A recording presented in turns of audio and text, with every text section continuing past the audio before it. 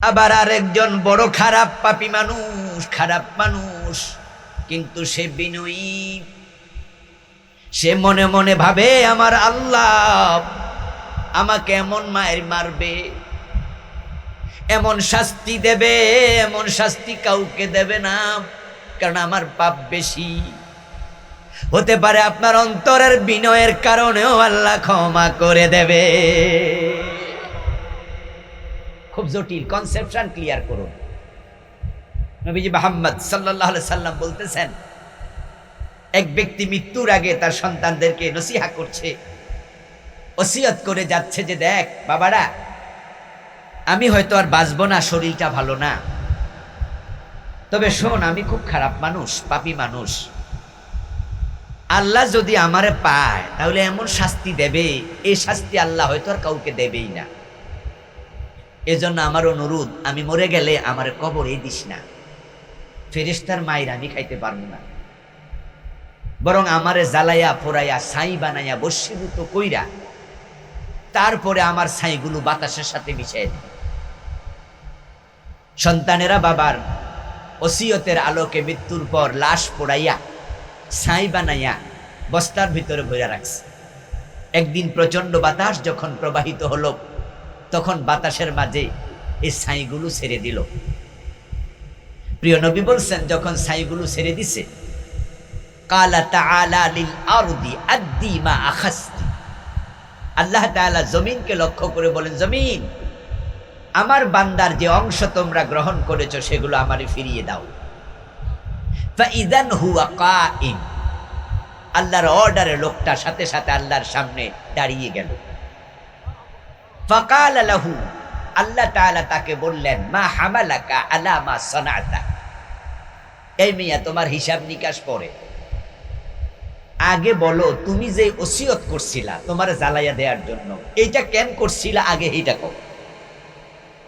মুসলমান কি দাফন করে না লাশ জ্বালায়? কথা বলেন না ভাইরা, ও বেটাও মুসলিম ছিল, এই জন্য আল্লাহ জিজ্ঞাসা করছে এই কাম তুমি করছো কেন? মুসলমানকে তো দাফন করে তুমিও জানো, কিন্তু বাচ্চাদেরকে বলছো জ্বালাই দিতে কেন, আগে সেটা বলো। আল্লাহর বান্দা জবাব দেবে, মিন খাশিয়াতিকা ইয়া রাব, ও আল্লাহ আমি তো বড় পাপী ছিলাম, আপনার মায়ের ভয়ে আমি এটা করছি। আল্লাহ তখন বলেন, আমাকে যে এত ভয় পায় তাকে আমি ক্ষমা করি, তোকেও ক্ষমা করে দিলাম। আপনি 2-4 রাকাত তাহাজ্জুদ পড়ে 2-4 লাখ টাকা দিয়া মসজিদ বানাইয়া মানুষকে গরিবরে দান করে মনে মনে ভাবছেন বেহেশত আল্লাহ আপনাকে দিতে বাধ্য, এই অহংকারী হওয়ার কারণে জান্নাত ক্যান্সেল হয়ে যেতে পারে। এই জন্য আমি বলছিলাম সূরাল মুমিনুনের প্রথম 10 আয়াত আল্লাহ তাআলা আমাদের কাছে দিলেন যেন আমরা জান্নাতি হতে পারি, এবং ছোট জান্নাত নয়, যারা এই গুণগুলো অর্জন করবে তাদেরকে আল্লাহ দেবেন সবচেয়ে বড় জান্নাত, ফিরদাউস। সুবহানাল্লাহ।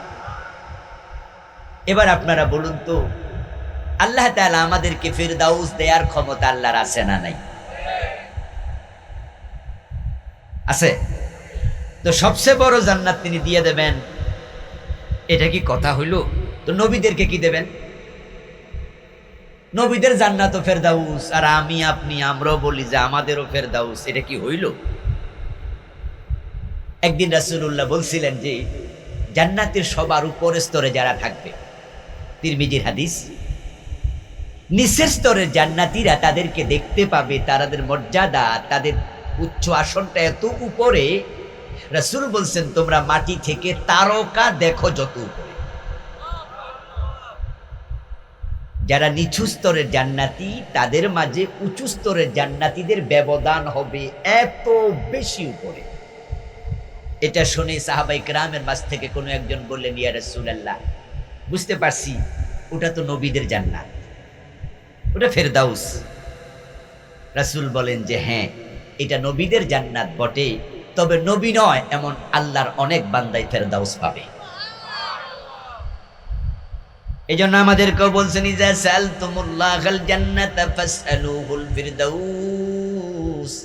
ওয়া আমার উম্মতেরা, আল্লাহর কাছে যখন তোমরা জান্নাত চাইবে তোমরাও জান্নাতুল ফেরদাউস চাইও। এখন এই জান্নাত পাওয়ার জন্য 7টি গুণাবলী সূরা আল মুমিনুনের প্রথম 11 আয়াতের ভিতরে আমরা পাবো। 1 নাম্বার আল মুমিনুন, সফলতার জন্য প্রথম শর্তই হলো ঈমান। কাদ আফলাহাল মুমিনুন, মুমিনরা সফল। ঈমান যার নাই, জান্নাত তার কপালে নাই। জান্নাতে যাওয়ার জন্য প্রথম বৈশিষ্ট্যটাই হলো ঈমান, এবং এটা এমন এক বৈশিষ্ট্য, এটা যদি না থাকে পরের গুলা থাইকাও কোনো লাভ নাই।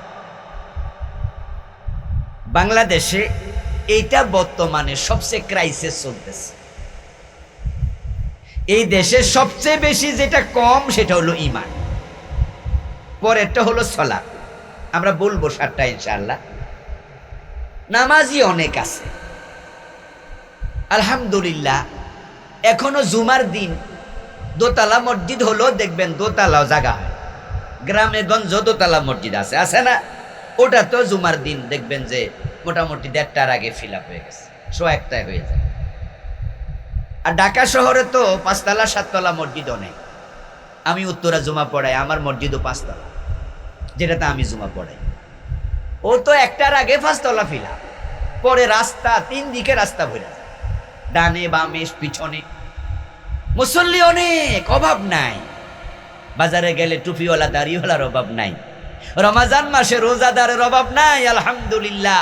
হজে বাংলাদেশি সরকার, সৌদি আরব সরকার কয় 1.25 লাখ পাবেন, আর দরখাস্ত দিয়ে রাখে 1.5 লাখ। হাসানুল কিনু হেমিও আলহাজ, রাশেদ খান মেনন হজ করে নাই? হাজি আছে। আমাদের সিনেমার নায়িকা মৌসুমিও নাকি আলহাজ, আলহাজ্জা মৌসুমি। সিনেমার নায়িকাও হাজি, রাশেদ খান মেনন, হাসানুল কিনু হাজি। হাজি আছে, সোয়েম আছে, মুসল্লি আছে, কিন্তু 1 নাম্বার যেটা ঈমান, ঈমানওয়ালা মুমিনের সংখ্যা খুব কম। এটার ক্রাইসিস চলছে চরম ভাবে। قال رسول الله صلى الله عليه وسلم يأتي على الناس زمان يجتمعون في المساجد ليس فيهم مؤمن। প্রিয় নবীজি 1450 বছর আগে ভবিষ্যৎবাণী করেছেন, এমন একটা জামানা আসবে যেই জামানার মানুষগুলো মসজিদে নামাজ পড়বে জামাতের সাথে, তাদের মাঝে একজনেরও ঈমান থাকবে না। ইমামও কাফের, মুয়াজ্জিনও কাফের, মুসল্লি সব কাফের। এমন জামানা আসবে। রাসূলুল্লাহর কথা কি ভুল হতে পারে? তিনি বানিয়ে কথা বলেন না, আল্লাহর ওহী। মা ইয়ানতিকু আনিল হাওয়া, তিনি নিজ থেকে কথা বলে না। ইন হুয়া ইল্লা ওয়াহয়ুন ইউহা, যা বলেন সব পাঠানো ওহী। এমন একটা জামানা আসবে মানুষগুলো সব বেঈমান, অথচ নামাজ পড়বে। ইয়াজতামিউনা ফিল মাসাজিদ। আপনারা বলুন তো, হিন্দুরা কি মসজিদে ঢোকে? ইহুদি খ্রিস্টান মসজিদে ঢোকে?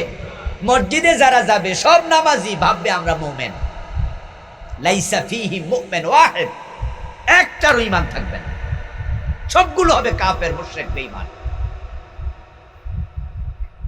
5 ওয়াক্ত নামাজ পড়ে, অথচ পীরের পায়ে সেজদা দেয়। এমন লোক বাংলাদেশে 2-4 জন আছে না নাই? পীরের পায়ে যে সেজদা দেয়, লোকটার ঈমান আছে না মুশরিক হয়ে গেছে? তো সে যে নামাজে গেল, মানে সে যে পীরের পায়ে সেজদা দিয়া ঈমান হারাইছে, এটা সে জানেই না, সে যে মুশরিক, সে নামাজ পড়ছে। কাদিয়ানির নাম শুনেছেন? বাংলাদেশে আসেনি? তাদের মসজিদ আসেনি? নামাজ পড়ে না? তারা মুমিন না কাফের? আচ্ছা, কাদিয়ানীদের মসজিদে আমরা নামাজ পড়তে ঢুকবো না আমরা। ইমাম কাদিয়ানী, মুয়াজ্জিন কি, মুসল্লি কি, মুমিন আছে কয়জন? অথচ 5 ওয়াক্ত নামাজ পড়ে। ঢাকার বকশীবাজারে যান, মাদ্রাসা আলিয়ার পাশে কাদিয়ানীদের মসজিদ লেখা আছে, আহমদিয়া মুসলিম জামাতের মসজিদ। 5 ওয়াক্ত আজান হচ্ছে, জামাতে নামাজ হচ্ছে, অথচ পৃথিবীর সকল হক্কানি আলেমের ফতুয়া কাদিয়ানী। রাসূল বলছে 1450 বছর আগে। গোলাম আহমদ কাদিয়ানের জন্ম 1835 খ্রিস্টাব্দ। 1835 সালে তার জন্ম, আজ থেকে 250 বছরের কম বেশি আগে। রাসূলের হাদিস হলো 1450 বছর আগে। এ গোলাম আহমদ কাদিয়ানের জন্ম না হলে এই হাদিসের বাস্তবতা এইভাবে আমরা বুঝতাম না। কারণ বাংলাদেশের মসজিদগুলোতে যারা মাজারে সেজদা দেয় তারা নামাজে যায়, কিন্তু এমন মসজিদ বাংলাদেশে আমরা জানি না যে আছে, যে মসজিদের সবাই মাজারে সেজদা দেয়, এমন নাই। কারণ সেখানে কিছু মাজারে সেজদা দেয় না এমন মুসল্লিও নামাজ পড়ে। শাহপরান রহমতুল্লাহ আলাইহির মাজারে আমি একবার গেছি একাধিক বাড়ি জিয়ারত করতে, সালাম দিতে। সর্বপ্রথম জীবনে যাই 1999 সনে ছাত্র জীবনে সিলেট সফরে গেছিলাম, একদল ছাত্র। তখন সেখানে গিয়ে দেখলাম উনার মাজারটা টিলার উপরে, এটা মোটা গাছ আছে, মাজারের চারপাশে বাউন্ডারি ওয়াল আছে। ঠিক বাউন্ডারি ওয়ালের উপরেই মানে পাশেই একজন লোক সেজদায় পড়ে আছে। শাহপরানের মাজারে সেজদা দেয়ার কিছুক্ষণ পরে জোহরের নামাজের টাইম হলে এই লোকটা আবার নামাজে যায়। এবার বলুন তো, শাহপরানের মাজারে যা আমি গেছি, আমি কি মাজারে সেজদা দেওয়ার লোক? তো জোহর আমি পড়ি নাই। তাহলে ওই জামাতে কিন্তু মুশরিকও আছে, মুমিনও আছে, কিন্তু কাদিয়ানির মসজিদে কোনো মুমিন, সবগুলো কাদিয়ানি, সবগুলো কাফের।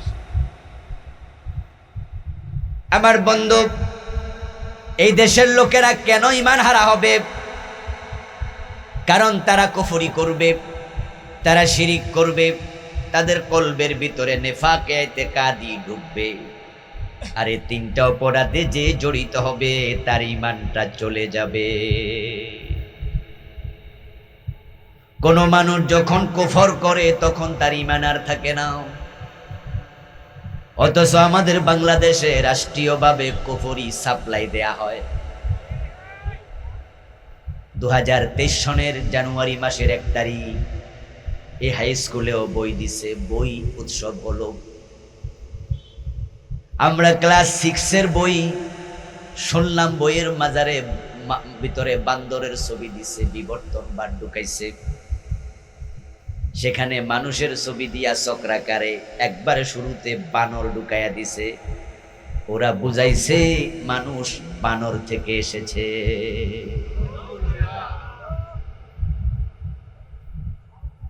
আমার বন্ধু, আল্লাহর কোরআনে কত জায়গায় আল্লাহ বললেন প্রথম মানুষ হলো আদম।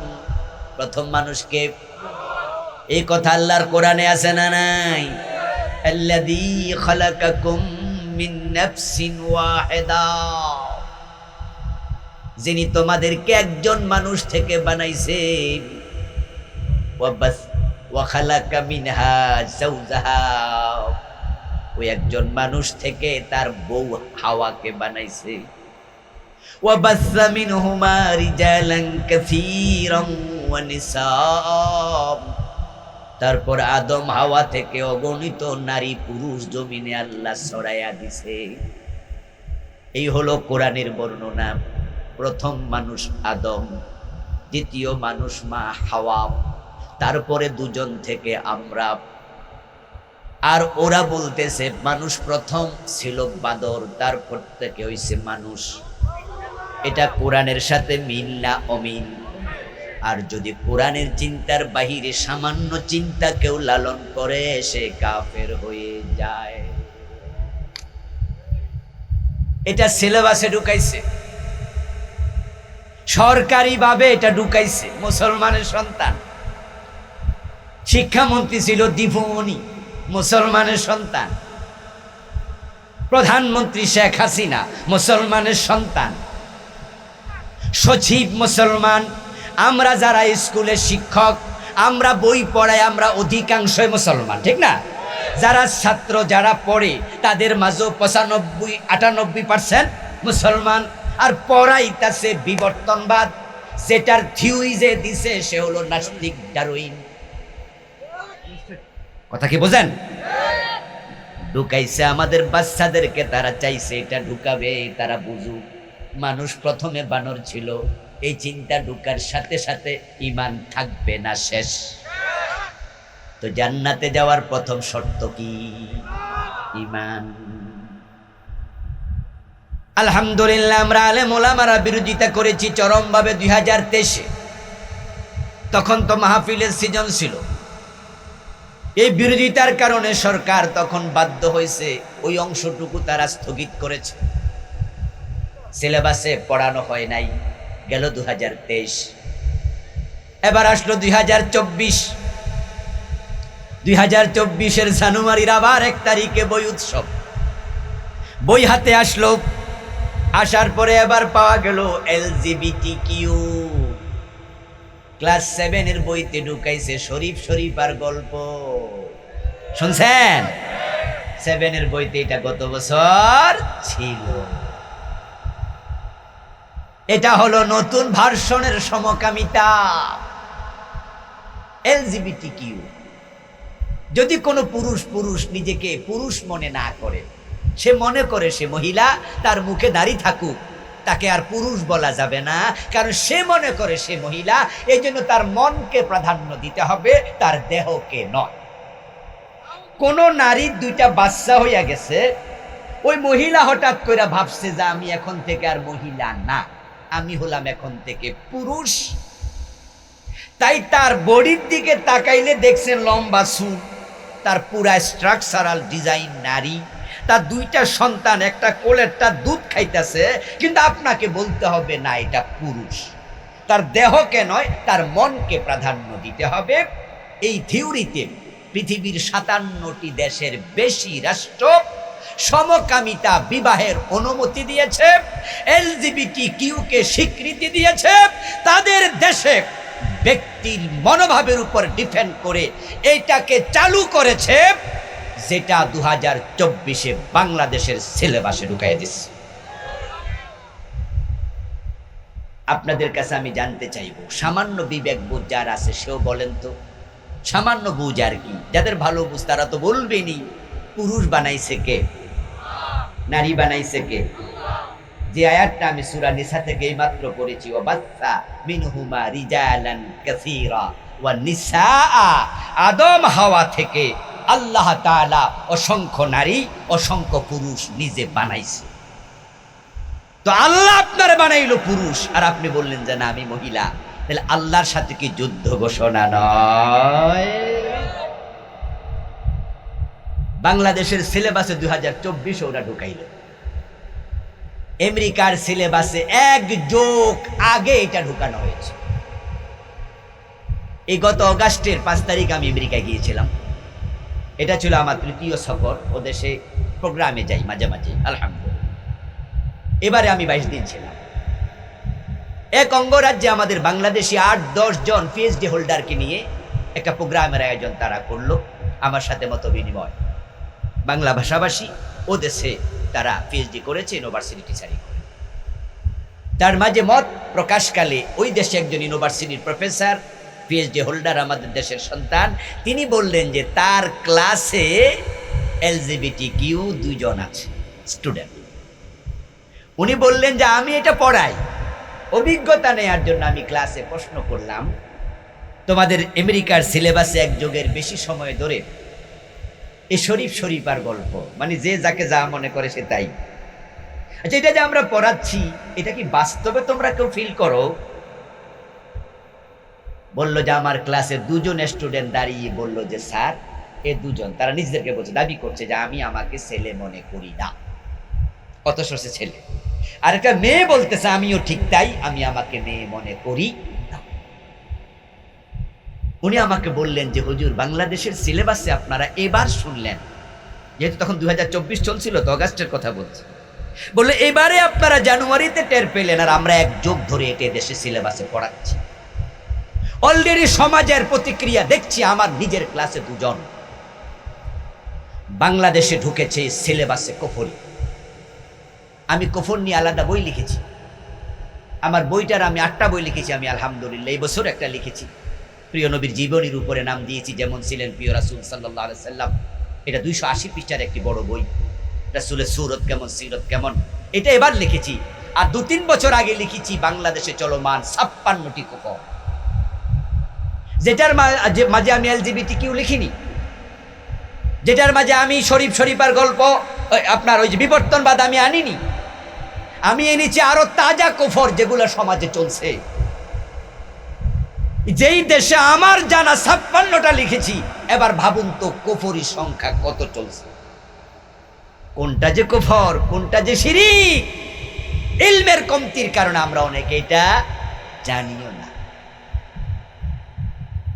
قال رسول الله صلى الله عليه وسلم إن العبد لا يتكلم بالكلمة من سخط الله لا يلقي لها بالا يهبي بها في جهنم। প্রিয় নবীজি বলেছেন, মানুষ ঠাট্টা স্থলে তামাশা করে মাঝে মাঝে এমন কথা বলবে যেই কথাটা খুব গুরুত্ব দিয়ে বলে নাই, অথচ একটা কথার কারণে আল্লাহ তাকে জাহান্নামের মাঝখানে ফেলে দেবে, কারণ তার কথাটা ছিল কুফরি। আমাদের দেশে একটা শব্দ কিন্তু খুব পরিচিত, কুফরি কালাম। এই শব্দটা আপনারা শোনেন নাই? কালাম মানে কি? এই আলেমুল আমারা বলেন না কালাম অর্থ কি? কথা নাকি? কুফর মানে কুফর। কুফরি কালাম মানে এমন কথা যেটা কইলে কুফরি হয়ে যায়। আচ্ছা, এমন কয়টা কথা আপনি জানেন যে এটা কুফরি কালাম? কিন্তু বলছেন, আপনি বলছেন, আপনি জানেন না, ঈমান শেষ আপনার। দোস্তকে বলছে মাইয়ার নাকি বিয়া দিবা, শুনলাম সবকিছু ঠিকঠাক হয়েছে। দোস্ত জবাব দেয় যে হ্যাঁ, সবই ঠিক হয়েছিল, কিন্তু আমার মাইয়া তো ফোলা দাঁড়িয়ে আছে, তাই ফোলারে পছন্দ করে না। তোমার ভাবিও কয় যে ফোলা দাড়ি রাখা বুড়া হয়ে গেছে, ফোলার কাছে মাইয়া বিয়া দিবেন, আপনিও তো দাড়ি রাখেন নাই। শ্বশুরের দাড়ি নাই, জামাইয়ের মুখে দাড়ি, এর জন্য জামাই পছন্দ হয় নাই। না হয় জামাইয়ের কোয়ালিফিকেশন বাকি সব ঠিক আছে, পছন্দ হওয়ার মতো জামাই, ছেলে ডাক্তার অথবা ইঞ্জিনিয়ার, প্রবলেম তার মুখের দাড়ি। দাড়ি যদি কেউ অপছন্দ করে, ঈমান শেষ। এই যে বলছে ছেলের মুখে দাড়ি পছন্দ করে নাই, লফজে কুফর। আপনি দাড়ি রাখা সুন্নাহ, ভালো করে শুনেন, দাড়ি রাখবেন সুন্নাহ, রাখবেন না সুন্নাহ তরক হবে, কবিরা গুনাহ হবে, কুফরি হবে না। কিন্তু যার মুখে দাড়ি আছে তারে পছন্দ করবেন না, এটা বলার কোনো অধিকার নাই, কারণ দাড়ি রাসূলুল্লাহর সুন্নাহ। তাকে অপছন্দ যদি করেন সুন্নাহর কারণে, তাহলে রাসূলের ইসলামের অংশকে অপছন্দ করা হলো, এতে ঈমান থাকবে না। আচ্ছা, যে বেয়াই, যে দোস্তের সাথে দোস্ত গল্প করছিল যে ছেলের মুখে দাঁড়িয়ে আছে এই জন্য পছন্দ হয় নাই, হে বেটা কি বুঝছিল এটা কইলে কাফের হইব? কুফরি কালাম বোঝে না। দুইজন ক্লাসমেট, এখন সমাজে তারা 40-45 বছর বয়স্ক যুবক অথবা যৌবনকাল পার হয়ে পৌরত্বের দিকে যাচ্ছে। চা দোকানে বসে গল্প করছে, গল্প চলে, একজন আরেকজনকে বলতেছে, সামনে তো নির্বাচন, তুমি তো ভালো মানুষ, নামাজ কালাম সব পড়ো, তো সামনের নির্বাচনে আসো না, কোরআনের পক্ষে, ইসলামের পক্ষে ভোটটা দিও। আগামী নির্বাচনে কোরআনকে একটু ক্ষমতায় নেই। 53 বছর তো ডক্টর কামারের লেখা সংবিধানে দেশ চলল, এবার একটু কোরআনটাকে সংবিধান বানাই। এবার দোস্ত জবাব দেয়, তোর সব ঠিক আছে, একটা সমস্যা, সব জায়গায় ইসলাম খোঁজস। কথা কি বুঝছেন আমার? দোস্ত জবাব দেয়, তুই তো ভালো মানুষ, তোর সব ভালো লাগে, কিন্তু তুই সব জায়গায় ইসলাম খোঁজস। আচ্ছা, ভোট দিম, এটা তো ইসলাম খোঁজস কেন? সাথে সাথে ঈমান শেষ। শব্দটা ছিল লফজে কুফর। আল্লাহর বক্তব্য হলো দুখুলু ফিস সিলমে কাফা, ইসলামে পরিপূর্ণ ঢোকো। তুমি থাকবে যেখানে, ইসলাম থাকবে সেখানে। এখন সে বলতেছে এটা নাকি এর দোষ, সব জায়গায় ইসলাম খোঁজা কি দোষ না গুণ? খোঁজার জন্য বলেছে কে? আপনি ঘুমাইতে গেলে ইসলাম আছে না নাই? খাওয়ার সময় ইসলাম আছে না নাই? টয়লেটে ঢুকতে কোন পা দেবেন সেটাও ইসলামে আছে না নাই? থুতু ফেলবেন ডান পাশে না বাম পাশে ইসলামে আছে না নাই? ইসলামে সব আছে, এখন দেশ চালাবেন কেমনে সেটা বুঝি ইসলামে নাই। আরে দোস্তরে কি কইলো, এটা তোর দোষ, এটা লব্জে কুফর। ঈমান চলে যায় মানুষ শিরিক করলে। এখন বাংলাদেশ তো শিরকের আখড়া। কত শিরিক যেই দেশে তা কল্পনা করতে পারবেন না। এই দেশে এমন আলেমও পাওয়া যায় মাহফিল আইসা শিরিক শিখায়, মাইক হাতে নিয়ে শিরিক প্রচার করছে। আল্লাহর ধন রাসূলকে দিয়া আল্লাহ গেছে গায়েব হয়ে। রাসূলের ধন খাজা লয়ে শুয়ে আছে আজমিরে, কেউ ফিরে না খালি হাতে খাজা বাবার দরবারে। নাউজুবিল্লাহ পড়েন। এই গান গাওয়ার হুজুর আছে না? এই হুজুরের সামনে কি শ্রোতা কম? হাজার হাজার। উনি বুঝাচ্ছে যে খাজা বাবার কাছে চাইলে কেউ ফিরবে না। আপনাদেরকে জিজ্ঞাসা করতে চায় দেয়ার মালিক কে? অথচ পীরের কাছে গিয়ে ছেলে মেয়ে চায়, এমন মুরিদ আছে না নাই? সাথে সাথে ঈমান শিরিক।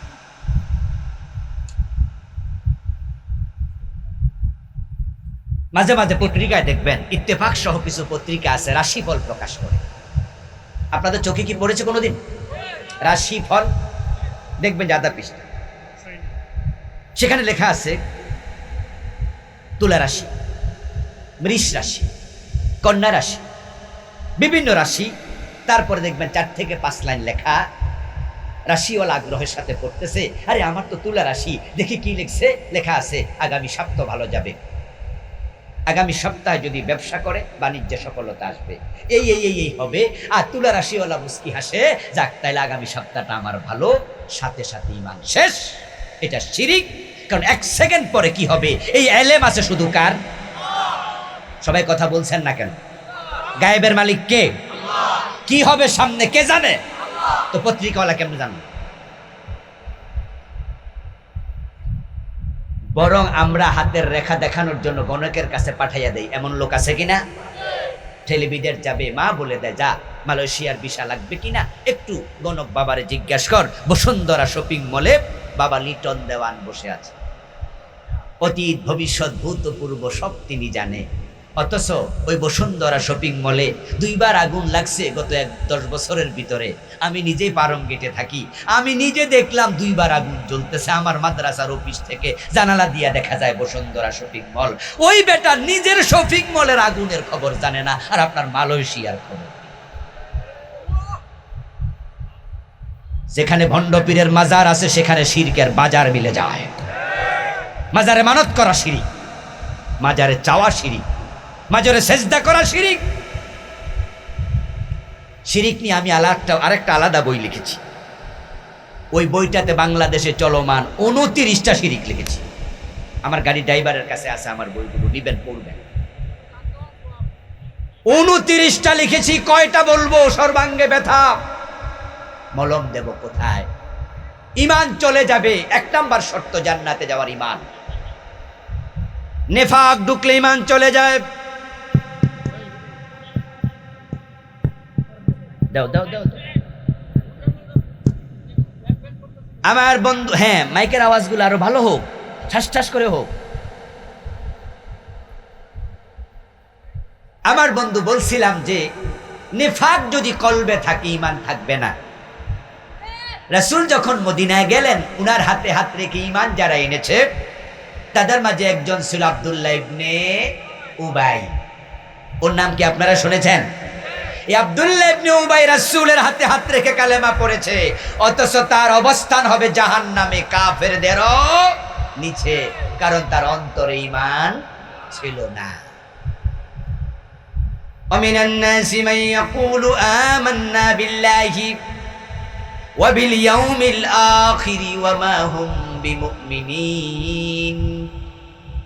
মানুষদের মাঝে এমন কিছু লোক আছে যারা মুখে বলছে ঈমান আছে, আল্লাহর উপর ঈমান আনছি, আখিরাতের উপর এনেছি, আল্লাহ বলে তাদের অন্তরে আসলে ঈমান নাই। ফি কুলুবিহিম মারাদ, তাদের অন্তরের মাঝে রোগ ঢুকে গেছে। এই রোগের নাম হলো মুনাফিকি। রাসূলুল্লাহর যুগে যদি মুনাফিক থাকে, আজকের যুগে মুনাফিক আছে না নাই? রাসূলের সাহাবী ওমর, রাসূল যার বারবারে বলছে আমার পরে নবী হলে কে হতো?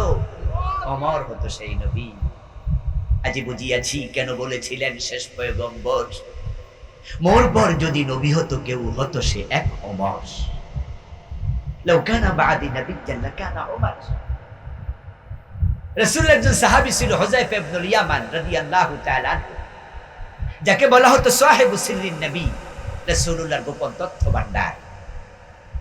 মদিনায় কারা কারা মুনাফিক তাদের নাম রাসূলুল্লাহ হযরত হুযায়ফার কাছে প্রকাশ করেছিলেন, বলেছিলেন। একদিন রাসূলের ইন্তেকালের পরে, আবু বকরের পরে, ওমরের খেলাফত কালে হযরত হুযায়ফাকে ওমর প্রশ্ন করছে, ও প্রিয় ভাই হুযায়ফা, আল্লাহর কসম দিয়ে আপনাকে জানতে চাই, রাসূল তো মুনাফিকদের নাম আপনার কাছে বলে গেছেন, সেখানে ওমরের নামটাও আছে নাকি? নিফাক বড় চিকন রোগ, কার অন্তরে ঢুকে যায় বুঝা কঠিন। নবী মুহাম্মদের মতো মহামানব রাসূল বলতেন, আল্লাহুম্মা হাফিজ কলবি মিনাল নিফাক ওয়া আমালি মিনার রিয়া ওয়া লিসানি মিনাল খিয়ানা ওয়া আইনি মিনাল খিয়ানা ওয়া লিসানি মিনাল কিযব। রাসূল নিজে বলতেন, আল্লাহ নিফাক থেকে আমাকে বাঁচাও, হেফাজত করো। কে মুনাফিক? যে জিহাদের কথা শুনলে চেহারা কালো হয়ে যায়। কে মুনাফিক? আল্লাহর আইনের কথা শুনলে আলাদা হয়ে যেতে চায়। ইযা কিলা লাহুম তাআলাউ ইলা মা আনজালাল্লাহু ওয়া ইলার রাসূল রাআইতাল মুনাফিকিনা ইয়াসুদ্দুনা আনকা সুদুদা।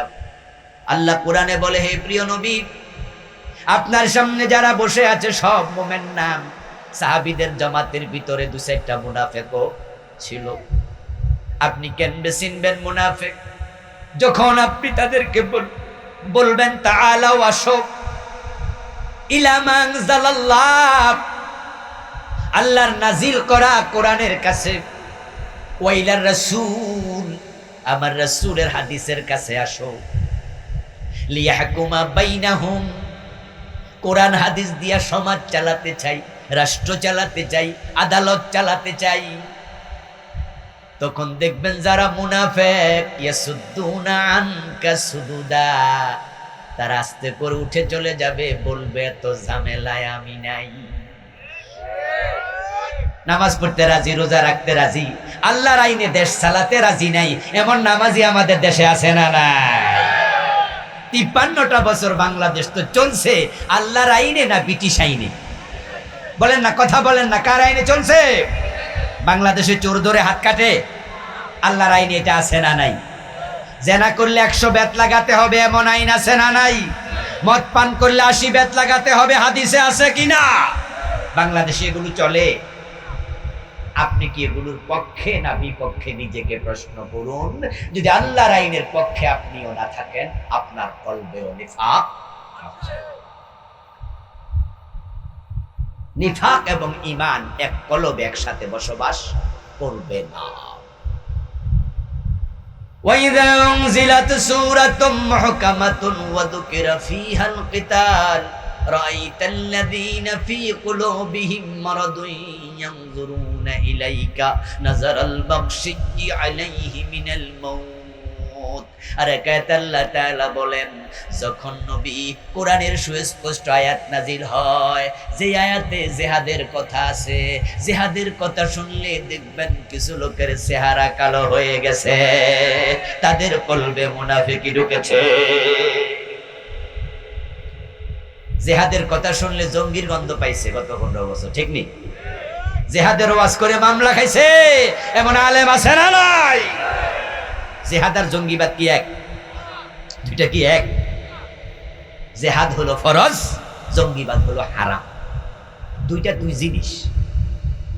কিন্তু আমাদের দেশে জিহাদ এবং জঙ্গিবাদ দুটাকে একাকার করার চেষ্টা করা হয়েছে। কোরআনের আয়াত লেখা, জিহাদের আয়াত লেখা বই পেয়েছে, এটাকে জিহাদি বই, জঙ্গির বই বলে মামলা দিয়ে জেলে ঢুকিয়ে দেওয়া হয়েছে।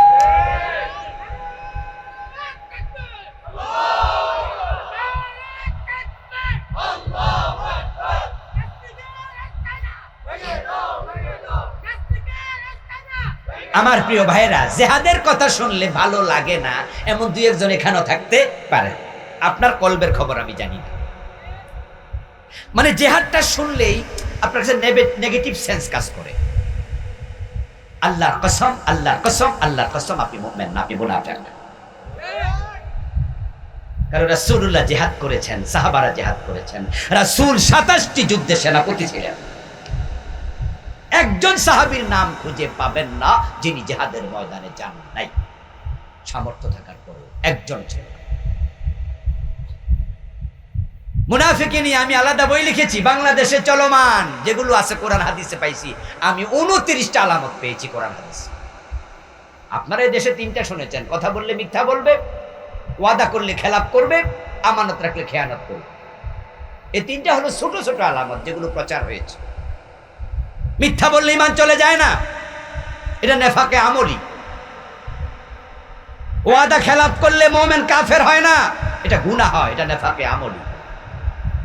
আমানতের টাকা কেউ খাইয়া লাইছে এজন্য সে কাফের হবে না, গুনাহ হবে, এটা নেফাকে আমলি। কিন্তু যেই নেফাক ঈমান ধ্বংস করে এটার নাম নেফাকে ইতিকাদি, যার মাঝে একটা হচ্ছে আল্লাহর কোরআনের আইন। এই জন্য সফল জান্নাতি মানুষ, সফল মানুষের দ্বিতীয় গুণ শুধু নামাজি নয়, তারা নামাজের মাঝে খুশু খুদুওয়ালা হবে। আমার রাসূলের নামাজ দেখো, তারে মাকাদামাহু, তিনি নামাজে দাঁড়াতেন, এত লম্বা কেরাত, এত ধীরস্থির নামাজ, 2 পা ফুলে মোটা হয়ে যেত। মা আয়েশা বলেছেন আমার রাসূল রুকুতে গেলে এত সময় দিতেন, আমি মাঝে মাঝে ভাবতাম রাসূল বুঝি সিজদার কথা ভুলেই গেছে। সিজদার মাঝে রাসূল সাল্লাল্লাহু আলাইহি ওয়াসাল্লাম এত লম্বা সময় দিতেন। মা আয়েশা বলেন আমি মাঝে মাঝে ভাবতাম তিনি বুঝি ইন্তেকাল করেছেন। আমি পায়ের মাঝে চিমটি কাটতাম, উনি পা নাড়া দিলে বুঝতাম তিনি ইন্তেকাল করেন নাই, জীবিতই আছেন। আর আমাদের নামাজের কি হলো? তুমি কার সামনে তাড়াহুড়ো দেখাচ্ছ? নামাজিদের নামাজের আগা মাথা নাই, আর বেনামাজির তো সমাজে অভাবই নাই। বাবা নামাজ পড়ে ছেলে পড়ে না, মা নামাজ পড়ে মেয়ে পড়ে না, স্বামী পড়ে বউ পড়ে না, বউ পড়ে স্বামী পড়ে না। এমন লোকও আছেন এখানে আপনার ঘরেই 2-1 বেনামাজি, অথচ তারাও জান্নাতে যাওয়ার স্বপ্ন দেখে। কান খুলে শোনো মুসলমান, যার নামাজ নাই আসলে তার ঈমানটাই নাই। বাইনাল মারই ওয়া বাইনাশ শিরকি ওয়াল কুফরি তারকুস সালাত, সহিহ মুসলিমের হাদিস। নবীজি সাল্লাল্লাহু আলাইহি ওয়াসাল্লাম বলেন একজন কাফের একজন মুমিন পার্থক্য করবে শুধু নামাজ। মান তারাকা সালাতাম মুতাআম্মিদান ফাকাদ কাফারা, যে ইচ্ছা করে নামাজ ছেড়ে দেয় সে কুফরি করে। নামাজ এমন এক ইবাদতের নাম যেটা জীবন থেকে আলাদা হতে পারবে না। দেহের মাঝে মাথা যেমন, দিনের মাঝে নামাজ তেমন। হাত আলাদা হলে মানুষ বাঁচে। ক্যান্সার হয়েছে, পা কেটে ফেলো, রুগী বাঁচবে। মহিলাদের ব্রেস্ট ক্যান্সার হলে ব্রেস্ট কেটে ফেলে দেয়, রুগী বাঁচে। কিন্তু ব্রেন ক্যান্সার হলে কল্লা কাটবে না, কারণ মাথা আলাদা হলে মানুষ বাঁচে না। অসুস্থ হলে রোজা মাফ, গরিব হলে যাকাত মাফ। শরীয়ত বলবে রোজা পরে রেখো, কাজা করিও। বলবেন কাজা করার মতো সময় নাই, বয়স 90। আবার দারুণ অসুস্থ, ইসলাম বলবে ফিদিয়াতুন তুআমু মিসকিন, একজন মিসকিনকে খাওয়াইয়া দাও, রোজা মাফ লাগবে না। গরিব মানুষ যাকাত মাফ লাগবে না, গরিব মানুষ হজ ফরজই হবে না। কিন্তু নামাজের দিকে তাকাও, সুস্থ হোক আর অসুস্থ হোক, ধনী হোক আর গরিব হোক, দাঁড়ায়া পারে না বসে পড়ো, বসে পারো না শুইয়া পড়ো, শুইয়া লড়তে পারো না ইশারায় পড়ো, মাফের কোনো নিয়ম নেই।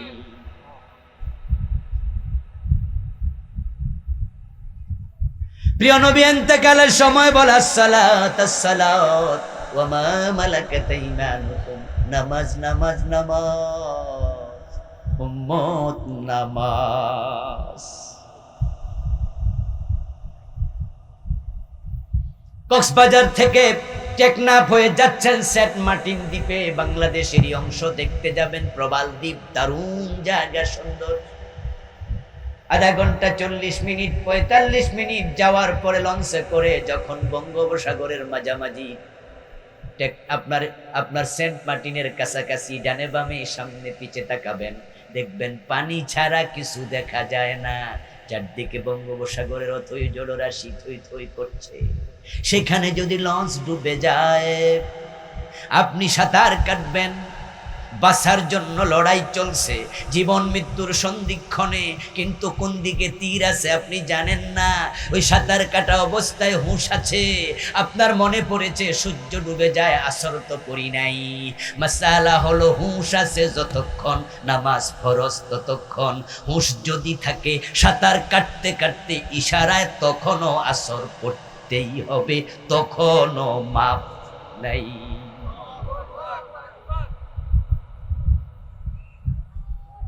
কথা বোঝেন। নামাজ কাজা করার অনুমতি মাত্র 3 কারণে।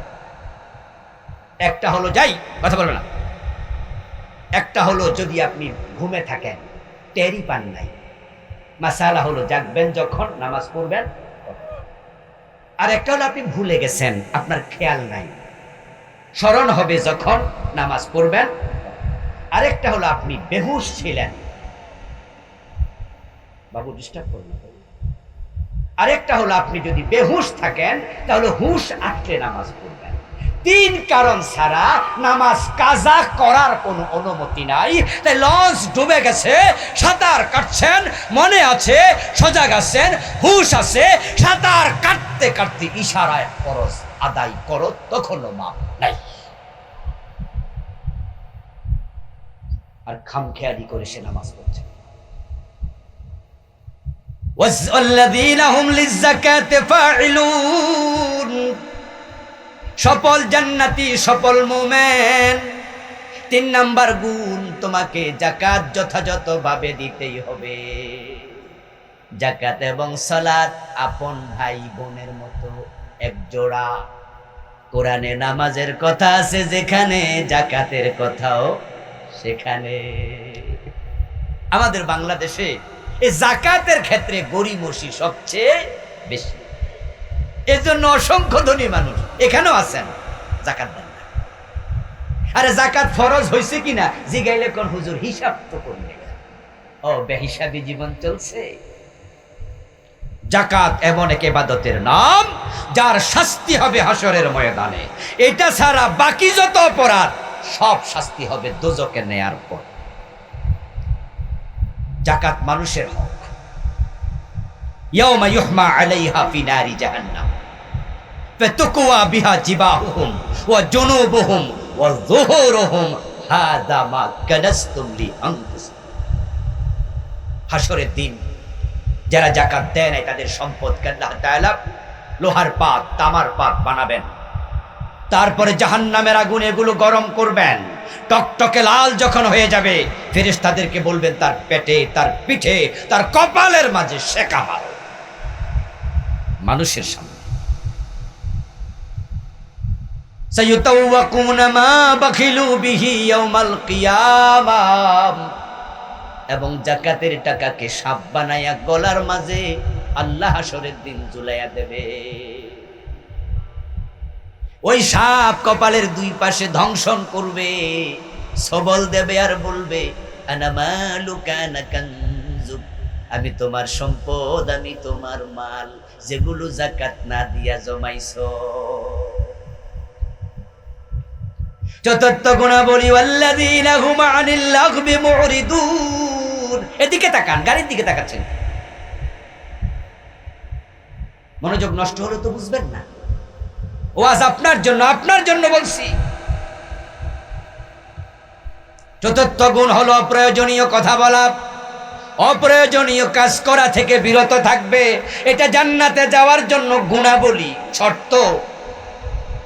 শুধু মানুষের জিহবার কারণে মানুষ জাহান্নামী হবে, কোটি কোটি মানুষ। কারণ যত কথা বলছে তার অর্ধেকটি দরকার ছিল না। রাসূলুল্লাহকে প্রশ্ন করা হয়েছিল, আমার সবচেয়ে বড় দুশমন কে? ফাখাযা বিলিসানিহি ফাকালা হাযা, রাসূল নিজের জিহ্বা একটু ধরলেন, ধরে বললেন, দুনিয়ার সবচেয়ে বড় দুশমন তোমার নিজের জিহ্বা। মানুষ মিথ্যা বলে কি দিয়ে? এই মুখ দিয়ে। হারাম খায় কি দিয়ে? কথা বলে না ভাইয়েরা আমার, বলুন না। গীবত করে কি দিয়ে? সব জায়গা মুখ লাগাচ্ছে কাছে। চগলখড়ি, গীবত, মিথ্যা।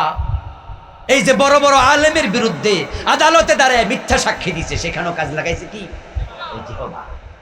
আল্লাহ উল্টায় দিয়েছে, আমলিক আলাইকা লিসানাকা ওয়াবকি আলা খাতিয়াতিকা। আমরা তো জান্নাতে যেতে চাই। প্রিয় নবীকে এক সাহাবী বলছেন, ইয়া রাসূলুল্লাহ মান নাজাত, হুজুর আমি নাজাত চাই, আমি মুক্তি চাই, আমি জান্নাতে যেতে চাই, কি করতে হবে বলুন? রাসূলুল্লাহ সাল্লাল্লাহু আলাইহি সাল্লাম তাকে বললেন, দুটি কাজ করো। আমলিক আলাইকা লিসানাকা, তোমার জিহ্বাটা কন্ট্রোল করো। যা সামনে পাবে খাবে না, যা মুখে আসে বলবে না। আমরা তো সামনে যা পাই খাই, হালালও খাই, হারামও খাই। যা মুখে আসে বলি, বুঝলেও বলি, না বুঝলেও বলি, জানলেও বলি, না জানলেও বলি। কত কথা বলি যে কথার আগাগোড়া নাই, আমি জানি না কি বলছি, কিন্তু শুধু বলছি। প্রতিটা কথা রেকর্ড করার জন্য গর্দানে ক্যামেরা আছে না নাই? মায়ালফিজু মিন কাউলিন ইল্লা লাদাইহি রাকিবুন আতীদ। সব রেকর্ড হয়, সব প্রকাশ করা হবে সেদিন। গত সরকারের একজন এমপি ছিলেন, উনার মাথায় চলছিল না, নাম ছিল মুরাদ। তা পাবলিক উনারে কি বলতো? টাকলা। উনার মাত্র 2 থেকে 2.5 মিনিটের একটা অডিও ফাঁস হয়েছিল। যারা সচেতন তারা জানেন তো নাকি? ওই অডিওতে তিনি বাংলাদেশি এক সিনেমার নায়িকার সাথে কিছু পাওয়া লাভ করছে। এগুলোকে বা কারা রেকর্ড করছে, ছেড়ে দিছে, তার মন্ত্রিত্ব শেষ, এমপিত্ব শেষ, ইজ্জত সম্মান সব শেষ, টেলিভিশন টক শোতে ডাকা শেষ, মানুষের সামনে চেহারা দেখানো শেষ। গত নির্বাচনে তাকে নমিনেশন দেয় নাই, সব শেষ হয়ে গেল মাত্র 2 থেকে 2.5 মিনিটের অডিওতে। আর কিয়ামতের দিন আপনার 60 বছর 70 বছরের পুরা জীবনের অডিও পাস করা হবে, তখন আমাদেরকে। এজন্য প্রয়োজন ছাড়া কথা নয়, হালাল ছাড়া খাবার নয়। সাবধানে বলুন, সাবধানে চলুন। হিসাব করে যারা চলবে, কিয়ামতের দিন হিসাব দেয়া তাদের জন্য সহজ হবে। ওয়াল্লাযীনা হুম লিফুরুজিহি হাফিজুন, সফল মানুষ, জান্নাতি মানুষ সে যে চরিত্রের হেফাজত করবে। আজকে তো এই মোবাইলের কারণে চোখের হেফাজত, চরিত্রের হেফাজত বড় জটিল হয়ে গেছে। যে বাংলা স্টার জলসার ধাক্কায় মুসলমানের ঘর সিনেমা হল, আসরের নামাজ পড়ো চা দোকানে বইয়া টেলিভিশন চায়, এমন নামাজি আছে না নাই? ঘরের মাঝে চলছে সারাক্ষণ জি বাংলা সিরিয়াল, যেটা রাতের বেলায় মিস করে এটা দিনের বেলায় কাজা আদায় করতেছে। আমাদের বাংলাদেশটাকে ইন্ডিয়ার সিনেমা সিরিয়ালে শেষ করে দিচ্ছে। চোখের হেফাজত করবা না, চোখে সীসা গলাইয়া দেয়া হবে। লজ্জাস্থানের হেফাজত করবা না, জাহান্নামের আগুনে সাঁতার কাটতে বাধ্য করা হবে। ওয়াল্লাযীনা হুম লিআমানাতিহিম ওয়া আহদিহিম রাউন, আমানতের খেয়ানত করবেন না। এটা মুনাফিকি এবং এটা কবিরা গুনাহ। আমানত কি? যা রাখা হবে সেটাই। কথা হতে পারে, টাকা হতে পারে, কাগজ হতে পারে, ব্যক্তি হতে পারে, বস্তু হতে পারে। আপনার কাছে রেখেছে, যেভাবে ফেরত দেবেন সেভাবে। 100 টাকার 10টা নোট রেখেছে, আপনি 10টা ভাঙতে দিয়া 1000 টাকার নোট বানাবেন অনুমতি ছাড়া, সেটাও খেয়ানত হবে। যার সাথে যে অঙ্গীকার হবে, অঙ্গীকার পূর্ণ করা হবে। আমাদের নেতারা তো কত অঙ্গীকার করে, খেয়ালই করে না। আমরাও করি মানুষের সাথে অঙ্গীকার, বিশেষ করে টাকা হাওলাত দিয়া দেখেন যে ও আদা কয়জনে ঠিক রাখে। অঙ্গীকারের কোনো দামই নাই। জান্নাতে যাওয়ার জন্য শর্তগুলো মানবেন। খুব বেশি কঠিন শর্ত কিন্তু আল্লাহ দেয় নাই। এই যে কয়টা মাত্র বললাম, মোটামুটি এগুলো যদি আমরা মানি তাহলে জান্নাতুল ফেরদাউস দেওয়ার ওয়াদা কে করেছেন? আল্লাহ তাআলা করেছেন। আসুন আমরা এই কথাগুলো মেনে চলি। আত্মসমালোচনা করলে আমরা পাবো যে এখানে অনেক কিছু আছে যেগুলো আমার ভিতরে আপনার ভিতরে নেই। কি করতে হবে? তাওবা। আল্লাহকে আজকে বলে দেন, আল্লাহ আমি তোমার কাছে ফিরে আসলাম, এই গুনাহগুলো আমি আর কোনোদিন করব না, আমাকে তুমি ক্ষমা করে দাও। এটাই তাওবা। তাওবার জন্য পিছায় হুজুরের বাড়িতে যাওয়া লাগে। আমাদের দেশে তো বড় গামছা লাগবে, তাওবা করার জন্য পাগড়ি লাগবে, ধরা লাগবে, তারপর হুজুর তাওবা করাবে। ইসলামে জাতীয় কোনো সিস্টেম নাই। তাওবা হবে ব্যক্তি আল্লাহর সাথে। আপনি আল্লাহকে বলবেন যে আল্লাহ এই অপরাধ করেছি, আমি লজ্জিত, আমি ক্ষমা চাই, এটা আমি আর কোনোদিন করব না। আল্লাহ ক্ষমা করে দেবেন। আল্লাহ তাআলা যিনি আমরা যারা বললাম, যারা আমরা শুনলাম, সকলকে জান্নাতি হওয়ার তৌফিক দিন। বলুন আমিন। হাদা মা ইনদি ওয়াল ইলমু ইনদাল্লাহ আলাইহি তাওয়াক্কালতু ওয়া ইলাইহি উনীব। প্রিয় ভাইয়েরা, আমরা সংক্ষেপে দোয়া করে বিদায় নিতে চাই। মাহফিল কমিটির কোনো কথা থাকলে তারা বলবেন, তারপরে দোয়া হবে। আমার লিখা মিরাজ সহ সালাত সহ 8টি বই আছে, এই কালো গাড়িটাতে আছে, ড্রাইভার থেকে সংগ্রহ করবেন, পড়বেন, অন্যকে পড়তে দেবেন।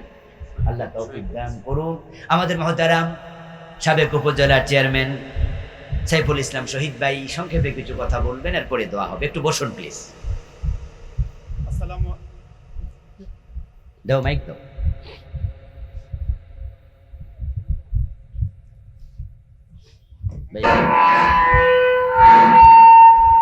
আসসালামু আলাইকুম ওয়া রাহমাতুল্লাহ। ওয়া আলাইকুম আসসালাম। আউযু বিল্লাহি মিনাশ শাইতানির রাজীম। বিসমিল্লাহির রহমানির রহিম। এখানে ইঞ্জিনিয়ারিং বিদ্যা শিখাবে, কিন্তু আল্লাহর কোরআন এবং রাসূলের হাদিস এক নাম্বারও শিখাবে না। নাই। আপনাদের কাছে আমি একটু জানতে চাই, একটু জবাব দেন তো, কোরআনের মাঝে কি বিজ্ঞান নাই? আছে। তাহলে বিজ্ঞান যারা পড়ায় সেখানে কি তাদের সাবজেক্টের সাথে আল্লাহর কোরআনে বিজ্ঞান নিয়ে যে আলোচনাগুলো আছে সেখান থেকে আলাদা বই বানাইয়া 100 নাম্বার ঢুকানোর সুযোগ আছে না নাই? তাহলে আমাদের মুসলমানের সন্তানরা জানতো যে আল্লাহর কোরআনে বিজ্ঞান নিয়ে কি কি আলোচনা আছে, কিন্তু কোনো সুযোগ নেই। বিজ্ঞানের ব্যাপারে বিজ্ঞানের ছাত্রদেরকে কোরআনের বিজ্ঞানের অংশে অন্ধ বানিয়ে রাখা হয়েছে। আমার প্রিয় ভাইয়েরা, অথচ আল্লাহর কোরআনকে আল্লাহ তাআলা বিজ্ঞানের উৎস বলেছেন, কসম করেছেন সূরা ইয়াসিনে, ইয়াসিন ওয়াল কোরআনিল হাকিম বলে, যে আমি বিজ্ঞানময় কোরআনের কসম করছি। এ কোরআনে চিকিৎসা বিজ্ঞান আছে, এ কোরআনে নৃবিজ্ঞান আছে, জীববিজ্ঞান আছে, এ কোরআনে মহাকাশ বিজ্ঞান আছে, অ্যাস্ট্রোনমি, কসমোলজি নিয়ে কোরআনে বিশদ আলোচনা আছে। কিন্তু আমাদের চিকিৎসা বিজ্ঞান যারা পড়ে তারা মানুষের দেহ বিজ্ঞান নিয়ে পড়ল, চোখ নিয়ে পড়ে, ব্রেন নিয়ে পড়ে, মস্তিষ্ক নিয়ে পড়ে, চোখ কান গলা নিয়ে পড়ে। তাদের মেডিকেল সায়েন্সের ফার্স্ট ইয়ার থেকে লাস্ট ইয়ার পর্যন্ত এই মেধাবী বাচ্চাগুলো এক একজন অভিজ্ঞ ডাক্তার হয়ে তৈরি হয়। কিন্তু আল্লাহর কোরআনে যে চিকিৎসা বিজ্ঞান নিয়ে আছে তাকে জিজ্ঞাসা করলে একটা আয়াত সে বলতে পারবে না। অথচ আল্লাহর কোরআনে চিকিৎসা বিজ্ঞান নিয়ে কত আলোচনা। এটা আমাদের সিলেবাসের দারুণ দুর্বলতা। বলা চলে যারা সিলেবাস বানাইছে অনেকটাই তারা ইসলামের ব্যাপারে অজ্ঞ অথবা ইসলাম বিদ্বেষী, যার কারণে আমাদের কলেজে পড়ুয়া, ইউনিভার্সিটি পড়ুয়া অধিকাংশ সন্তানেরা তারা দিন বিমুখ হচ্ছে। ধন্যবাদ জানাচ্ছি আজকের মাহফিলের যারা আয়োজক, বড়শালগড় ইউনিয়ন মফিজউদ্দিন আহমদ উচ্চ বিদ্যালয়ের ছাত্রছাত্রীদেরকে। তাদের সিলেবাসে কোরআন হাদিস না থাকলেও তাদের মনের মণিকোঠায় কোরআনের ভালোবাসা আছে। এজন্যই তারা দীর্ঘ 42টি বছর প্রতি বছর তারা বাংলাদেশের খ্যাতনামা আলেমদেরকে ডেকে এনে তাদেরকে, নিজেদেরকে এবং সাথে এলাকাবাসীকে কোরআন শোনানোর ব্যবস্থা করছে। আমরা আল্লাহর কাছে দোয়া করি বরিশাল বড় মফিজউদ্দিন আহমদ উচ্চ বিদ্যালয়ের ছাত্রছাত্রীদেরকে আল্লাহ এদেশের সেবাকারী বড় বড় ভালো মানুষ হিসাবে কবুল করো। প্রিয় দিনী ভাইয়েরা, আসুন, আলহামদুলিল্লাহ এখন মোটামুটি মাহফিলের প্যান্ডেল ভরতে যাচ্ছে। শুরুতে তো মানুষ এতই কম ছিল যে কথা বলবো কার কাছে সেটাই একটু কুণ্ঠাবোধ করছিলাম। আপনারা যারা কাছে দাঁড়ায় আছেন, আমাদের মাইকের আওয়াজ যাচ্ছে, তাড়াতাড়ি চলে আসুন, আমরা মূল আলোচনায় প্রবেশ করতে চাই। এখন থেকে সোয়া ঘন্টা পরে আসরের আজান হয়ে যাবে। আমরা সময় 1 ঘন্টা সোয়া ঘন্টায় পাবো, বেশি নয়। তাই সময়টুকু কাজে লাগাতে চাই। আলোচনার প্রথম থেকে শেষ পর্যন্ত শুনলে একটা তাল থাকে, না হয় আগা আছে গোড়া নাই, গোড়া আছে আগা নাই, এমন আলোচনা শুনে কোনো মজাও নাই। তাই যারা এই যে আছেন যুবক ভাইয়েরা, চলে আসেন, বসে যান। আর আপনারা যারা সরাইয়া সিটায় বসছেন, আপনারা মাঝখানের জায়গাগুলো একটু ফিল আপ করেন। ইনশাল্লাহ কিছুক্ষণ পরে দেখবেন যে এখানে আর জায়গা পাচ্ছে না বসার জন্য। লোকজন একবারে ডিঙ্গি ডিঙ্গি মাথার উপর দিয়ে আসবে, বিষয়টা দেখতেও তো সুন্দর লাগবে না, নাকি? এই জন্য আপনারা একটু অন্যদের জন্য সুবিধা করবেন, প্লিজ একটু নড়াছড়া দেন, দয়া করে একটু সামনের দিকে আগান, ফাঁকা জায়গায় একটু ফিল আপ করেন। যারা আসতেছে ওদেরকে বসার জন্য সুযোগ দেন, একটু নড়াচড়া করেন। আর ফাঁকা জায়গা এমনি তো আলোচনার মজলিসে এবং আল্লাহর ঘর মসজিদেও তো ফাঁকা জায়গা রাখতে রাসূল নিষেধ করেছে। কারণ যদি ফাঁকা জায়গা পায় তাহলে সেখানে কে বসে? ও খুব দুষ্ট, এই জন্য সে চান্স পাইলে মাঝখানে ঢুকে যাবে। আর ঢুকেই সে আমাদেরকে বিভিন্ন রকমের প্ররোচনা, অন্তরের মাঝে ওয়াসওয়াসা দেয়। প্রিয় দিনী ভাইয়েরা, আমি আপনাদের সম্মুখে পবিত্র কোরআন মাজিদ থেকে সূরাতুল মুমিনুনের প্রথম 5টি আয়াতে কারিমা তিলাওয়াত করেছি। নবীজি সাল্লাল্লাহু আলাইহি ওয়াসাল্লামের পবিত্র মুখনসৃত একখানা ছোট্ট হাদিসে নববী পাঠ করেছি। আল্লাহ তাআলা তৌফিক দান করলে এখান থেকে কিছু কথা বলবো ইনশাআল্লাহ। আল্লাহ তাআলা বলছেন, ক্বাদ আফলাহাল মুমিনুন, অবশ্যই মুমিনেরা সফল হয়ে গেছে। আল্লাযীনা হুম ফি সালাতিহিম খাশিউন, যেই মুমিন তার সালাতের মাঝে, নামাজের মাঝে খুশু খুদু অবলম্বন করে। ওয়াল্লাযীনা হুম আনিল লাগবি মুরিদুন, এবং যেই মুমিন অপ্রয়োজনীয় কথা কাজ থেকে নিজেকে বিরত রাখে। ওয়াল্লাযীনা হুম লিয-যাকাতি ফাইলুন, এবং যেই মুমিন যথাযথভাবে যাকাত আদায় করে। ওয়াল্লাযীনা হুম লিফুরুজিহিম হাফিজুন, এবং যেই মুমিন পর্দার ব্যাপারে সতর্ক থাকে, লজ্জাস্থানের হেফাজত করে। সূরাল মুমিনুনের প্রথম 11টি আয়াত রাসূলুল্লাহর উপর যখন নাজিল হয়, ফারুক আযম ওমর বলেন, আমি রাসূলের সামনে তখন উপস্থিত ছিলাম। আল্লাহর হাবিব আমাদের সাথে কথা বলছিলেন। হঠাৎ করে তার ভাবের পরিবর্তন হলো, উনি কথা বলা বন্ধ করে দিলেন। আমরা তখন বুঝলাম ওহী নাজিল হচ্ছে। ওহী নাজিল হলে রাসূলুল্লাহ সাল্লাল্লাহু আলাইহি ওয়াসাল্লামের মাঝে পরিবর্তন আসতো। তিনি অনেকটা নিস্তব্ধ হয়ে যেতেন, মাঝে মাঝে ঘর্মাক্ত হয়ে উঠতেন। মা আয়েশাও বলেছেন, প্রচন্ড শীতের মাঝে ওহী নাজিল হওয়া কালে আমি লক্ষ্য করেছি প্রিয় নবীজির কপালের মাঝে ঘামের বিন্দু বিন্দু কণা জমে যেত।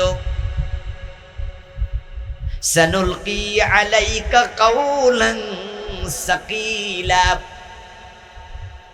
আল্লাহ কোরআনকে বলেছেন কাউলান সাকিলা, এটা ভারী বক্তব্য, ভারী জিনিস। রাসূল ঘেমে যেতেন। ওমর বলেন আমরা অপেক্ষা করছিলাম কি ওহী নাজিল হলো শোনার জন্য। কিছুক্ষণ পর রাসূলুল্লাহ সাল্লাল্লাহু আলাইহি ওয়াসাল্লাম স্বাভাবিক হলেন। স্বাভাবিক হয়ে তিনি আমাদের দিকে ফিরে বসলেন। তারপর তিনি শোনালেন, আমার কাছে মাত্র কোরআনে আর সূরাতুল মুমিনুনের প্রথম 11টি আয়াত নাজিল হলো। এখানে মোমেনদের 7টি বৈশিষ্ট্যের আলোচনা হয়েছে।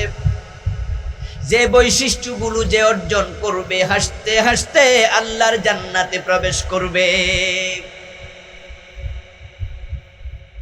আল্লাহ তাআলা সূরাতুল মুমিনুনের প্রথম 11টি আয়াতে মুমিনদের 7টি বিশেষ বৈশিষ্ট্যের কথা বললেন, যেগুলো অর্জন করলে আল্লাহর জান্নাত পাওয়া যাবে। আল্লাহ তাআলা 10 নম্বর আয়াতে বলছেন উলাইকা হুমুল ওয়ারিসুন, এই গুণগুলো যারা মানবে তারাই হবে মালিক।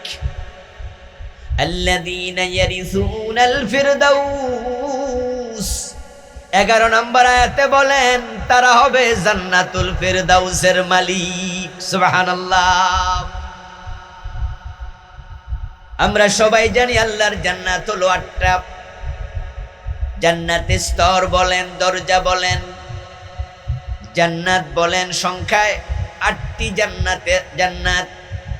তার মাঝে সবচেয়ে সেরা জান্নাতের নাম হলো জান্নাতুল ফিরদাউস। সূরাতুল মুমিনুনের 11 নম্বর আয়াতে আল্লাহ বলছেন তারা জান্নাতুল ফিরদাউসের মালিক হবে যদি সামনের গুণগুলো তারা অর্জন করতে পারে। আজকের এই মাহফিলে আমরা যারা আসছি নিশ্চয় আমরা সবাই জান্নাতে যেতে চাই। এ ভর দুপুর বেলায় অফিস খোলা, ব্যস্ততা আছে, দোকানপাট, ব্যবসা বাণিজ্য, আমাদের পার্সোনাল কাজকর্ম রেখে আপনি ভর দুপুরে মাহফিলে আসছেন। এই আশাই প্রমাণ করে আপনি কোরআনকে, আল্লাহর দ্বীনকে আপনি ভালোবাসেন। আল্লাহর জান্নাতে যাওয়ার শখ স্বপ্ন আপনার আছে। আল্লাহর জান্নাতে চাইলে যাওয়া যায় না। জান্নাতুল ফিরদাউস আল্লাহ দেবেন। এই বৈশিষ্ট্যগুলো অর্জন করলে আল্লাহর জান্নাত মাগনা মিলে না, কিছু কাজকর্ম আছে। জান্নাত পাওয়ার জন্য চেষ্টা লাগে, প্রচেষ্টা লাগে। কখনো কখনো এমন হয় আল্লাহর জান্নাত পাওয়ার জন্য আল্লাহর পথে জীবনটাও দেয়া লাগে। এমন পরিস্থিতির মুখোমুখি আল্লাহ আপনাকে করে ফেলবেন। হতে পারে জীবন দাও, না হয় তুমি জাহান্নামে যাও।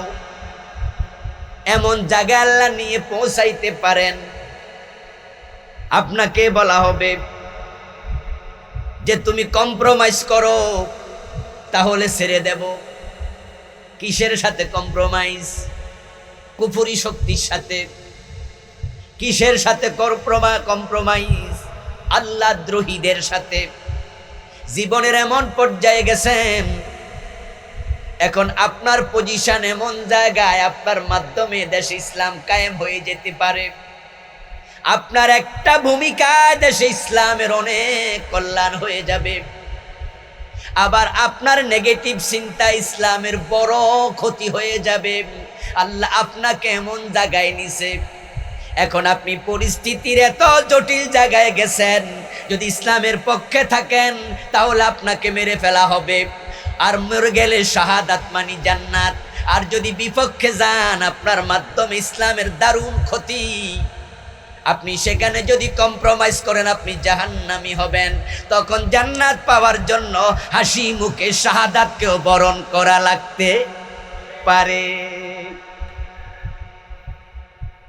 আল্লাহ কাউকে অতি সহজে জান্নাত দিয়ে দেন, আবার কাউকে তার জীবনের বিনিময়ে জান্নাত দেন। ইয়াফআলু মা ইয়াশা, তিনি যা চান তাই করেন। শুধু একটা কুকুরকে পানি খাওয়াইছে, একটা পতিতা নারীর আমলনামার সব গুনাহ আল্লাহ মাফ করে জান্নাত দিছে, এমন হাদিসও আছে। 100 খুন করছে, 100 খুন করার পরও জান্নাত পেয়েছে, এমন হাদিস আছে। আবার শুধু গনিমতের মাল থেকে একটা চাদর চুরি করেছে, রাসূলুল্লাহর এক মুজাহিদ সাহাবীকে আল্লাহ এই কারণে জাহান্নাম দিছে, এমন হাদিসও। প্রিয় নবীজি যুদ্ধের ময়দানে ছিলেন, আল্লাহর হাবিবের কাছে এসে এক সাহাবী রিপোর্ট করলো, ইয়া রাসূলুল্লাহ ফুলানুন কাদ উস্তুশহিদা, হুজুর আপনার অমুক সাহাবী আজকে শহীদ হয়ে গেছে। ওই লোকটা ছিল রাসূলুল্লাহর খাদেম, যার কথা যার মেসেজ রাসূলকে জানালেন তিনি। ফুলানুন অমুক কাদ উস্তুশহিদা, কিছুক্ষণ আগে শহীদ হয়েছে। মাঝে করিব মানে কিছুক্ষণ আগে। রাসূল তার শাহাদাতের খবর শুনে বললেন, কাল্লা, অসম্ভব। قد رأيته في النار بعبات قد غلها, তুমি যার খবর দিলা শহীদ, আমি তাকে নিজের চোখে জাহান্নামে দেখে এসেছি। ওয়াজ শুনলে সুবহানাল্লাহ কোয়া লাগে, নাউজুবিল্লাহ কোয়া লাগে, আল্লাহু আকবার কোয়া লাগে, বিভিন্ন শব্দ আছে না। এক এক মেসেজ শুনে এক এক অভিব্যক্তি দিতে হয়। আমি রাসূলুল্লাহর হাদিস শোনাচ্ছি আপনাদের, রাসূলের হাদিস শুনে আপনাকে অভিব্যক্তি দিতে হবে। সাহাবাদের সামনে প্রিয় নবীজি সূরাতুর রহমান তেলাওয়াত করছিলেন, সেখানে বারবার বলছিলেন ফাবি আইয়ি আলাই রাব্বিকুমা তুকাযযিবান, আয়াতটা তো বারবার আছে। সাহাবারা তেলাওয়াত শুনছিল, কিছু বলছিল না। প্রিয় নবীজি বললেন, তোমাদের কি হলো? এই সূরা আমি জিনদের কাছে শুনিয়েছিলাম, যখনই আমি এই আয়াত পড়েছি জিনেরা জবাব দিয়ে বলেছে, আমরা আল্লাহর কোন নিয়ামতকে অস্বীকার করি না। সুবহানাল্লাহ পড়ে। বাংলা অর্থ হলো ফাবি আইয়ি আলাই রাব্বিকুমা তুকাযযিবান, ও জিনেরা, ও মানুষেরা, তোমরা আল্লাহর কোন কোন নিয়ামত অস্বীকার করবে? আল্লাহ প্রশ্ন করছে। জিনেরা চুপ ছিল না, তারা জবাব দিছে, আমরা কোন নিয়ামত অস্বীকার করি না। তো তোমরা চুপ করে আছো কেন সাহাবারা? তোমরা চুপ করে আছো কেন সাহাবারা? সাহাবাদেরকে রাসূল সংশোধনী দিলেন। রাসূলের হাদিস শুনে, কোরআনের আয়াত শুনে অভিব্যক্তি প্রকাশ করতে হয়। যদি বিস্ময়কর কোনো শব্দ আসে তাহলে বলবেন সুবহানাল্লাহ, যদি কোনো খুশির সংবাদ আসে তাহলে বলবেন আলহামদুলিল্লাহ, আল্লাহর বড়ত্বের কথা আসলে বলবেন আল্লাহু আকবার, আবার দুঃসংবাদ আসলে বলবেন ইন্না লিল্লাহ নাউযু বিল্লাহ, এগুলো বলতে হয়। তাহলে বোঝা যায় যে আপনি মেসেজ বুঝতে পারছেন। যেই সাহাবীর রাসূল বললেন জাহান্নামে দেখে আসছেন, ওই সাহাবীর দুঃসংবাদ শুনে আমরা বলবো নাউযু বিল্লাহ, আমরা জাহান্নাম থেকে ফানা চাই, ঠিক না? আমরা কেউ জাহান্নামী হতে চাই না। প্রিয় নবীজি বললেন যে তুমি বলছো সে শহীদ, আমি রাসূল তাকে জাহান্নামে দেখে এসেছি। এবার তিনি ব্যাখ্যা করলেন যে কেন জাহান্নামে দেখেছি। শোনো, বিআবাআতিন কাদ গাল্লাহা, সে একটি যুদ্ধে গনিমতের মাল থেকে একটি চাদর চুরি করে নিয়েছে, আমার অনুমতি নেয় নাই। ওই একটা চাদর চুরি করার কারণে আল্লাহ তার শাহাদাত কবুল করেন নাই, তাকে জাহান্নামে ফেলে দিয়েছে।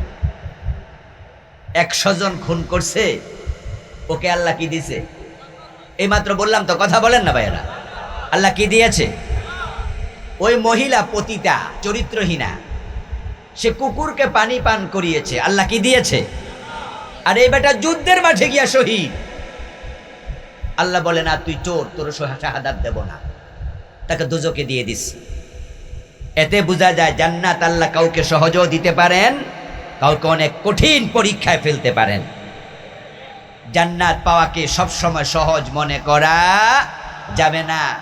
ওসমান রাদিয়াল্লাহু তাআলা আনহুর মতো এত বড় সাহাবী, রাসূলুল্লাহর দুই কন্যার স্বামী, ইসলামের তৃতীয় খলিফা, কবর দেখলে এমন ভাবে কাঁদতেন, চোখের পানিতে দাড়ি ভিজে মাটি ভিজা শুরু করত। উনি বলতেন যে আমি জানি না কবর আমার সাথে কি আচরণ করে। এজন্য জান্নাতের যাওয়ার ব্যাপারে অতি আশাবাদী হওয়া যাবে না, কারণ আল্লাহ আপনাকে আমাকে জান্নাত দিতে বাধ্য নন। যদি তিনি জান্নাত দেন এটা তার দয়া, তার করুণা।